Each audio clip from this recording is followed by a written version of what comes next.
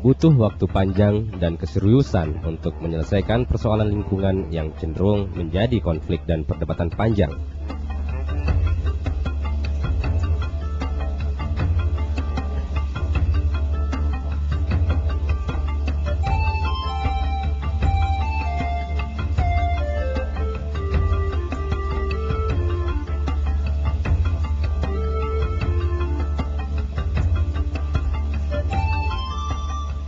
Sadar atau tidak sadar, ada banyak permasalahan lingkungan di sekitar kita yang berdampak bagi seluruh masyarakat.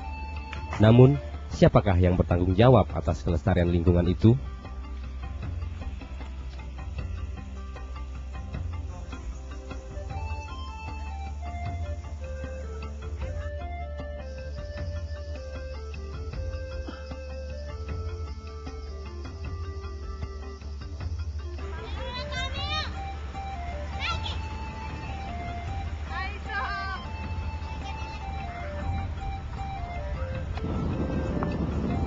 Tim kecil WWF sebagai fasilitator bersama para jurnalis, lembaga swadaya masyarakat atau LSM, dan pemerintah Sulawesi Tenggara sepanjang tahun 2006 mengkampanyekan masalah lingkungan melalui media. Berbagai penyadartahuan bagi masyarakat akan pentingnya menjaga kelestarian lingkungan.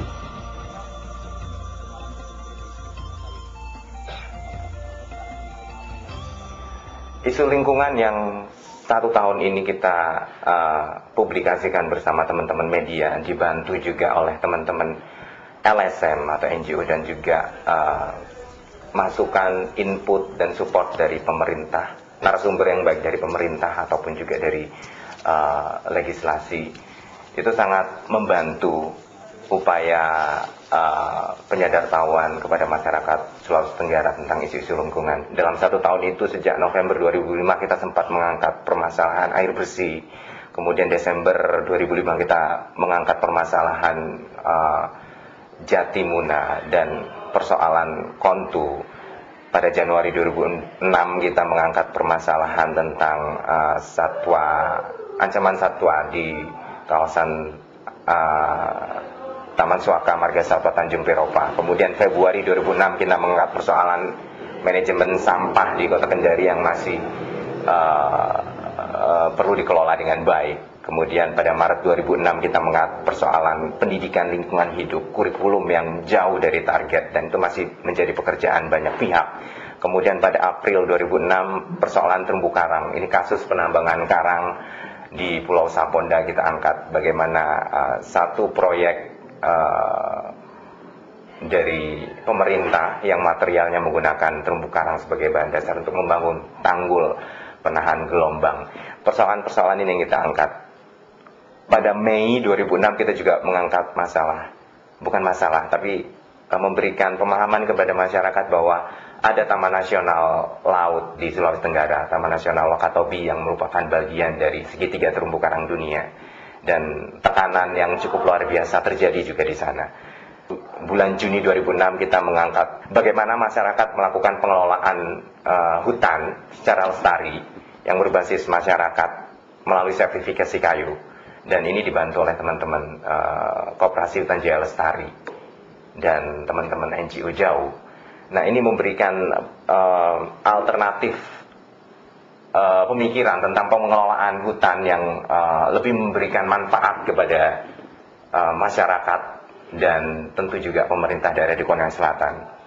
Dan juga kemudian pada Juli 2006 kita juga sempat mengangkat pendidikan alternatif bagi masyarakat Bajo, karena selama ini stigma yang muncul tentang kerusakan ekosistem laut itu lebih banyak dilakukan oleh saudara-saudara kita masyarakat Bajo. Hal yang kita justru angkat pada isu itu adalah tentang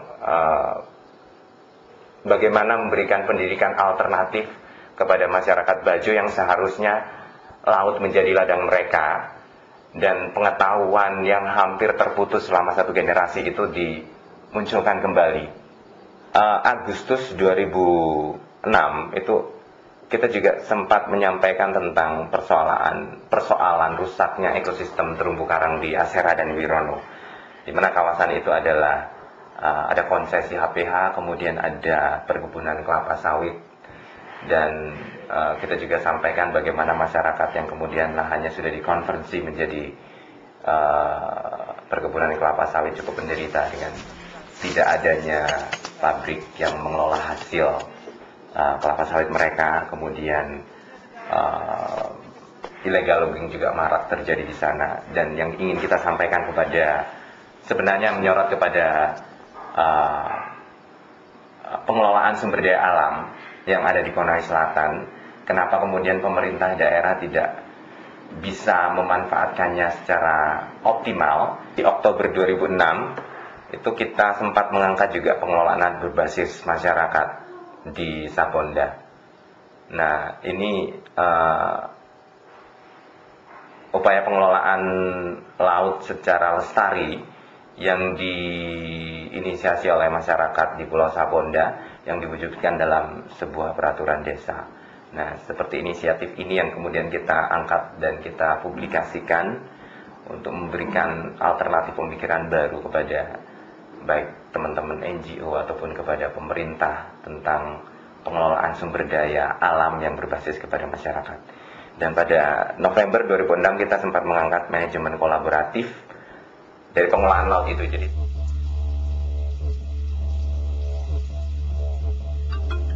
banyaknya permasalahan lingkungan yang ada di Sulawesi Tenggara. Beberapa kasus yang paling mencuat dan mengalami perdebatan panjang. Yang mencuat bicara tentang lingkungan itu adalah bicara illegal logging dan illegal fishing. Kalau di daratan illegal loggingnya, kemudian di pesisir meskipun sudah ada perda tentang pesisir, tapi illegal fishing tetap mencuat atau terjadi. Yang paling menonjol misalnya kalau jauh itu konsen bicara advokasi illegal logging, khususnya di Konser, Konawe Selatan dan Konawe. Kemudian teman-teman yang melakukan advokasi di Muna dan Buton itu juga terjadi illegal logging, dan menurut kami itu yang sangat meningkat sebenarnya kegiatan illegal logging itu.